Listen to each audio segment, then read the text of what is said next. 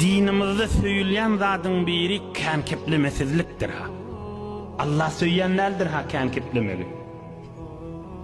Kankiplemek dip näme aydylýar, alan aýdyp bererin inşallah. Muhammed Peygamber aleyhissalatu vesselam'ın sıfatlarının bir kankiplemezdi diyor. Tarihte bir büyük adam, İslam'da bir büyük adam evcek bolsalar, medhetcek bolsalar kankiplemerdi diýerler. Kankipleyen adam Hudaýyň ýanynda hiç makamı derecesi yoktur. Kankipleyen adamın dini kamillerdir. Kankipleyen nidir näme diýdiler? Kankipleyen nidir hemmemiz bilýäs kankipleýärler. Bir adamlama şoňa sataşsaň ýa saňa bir kefaýt ýa senden kep çykjak bolýardy. Belli da şo kefin öýjügi da şo. Hudaý şonu halamýar.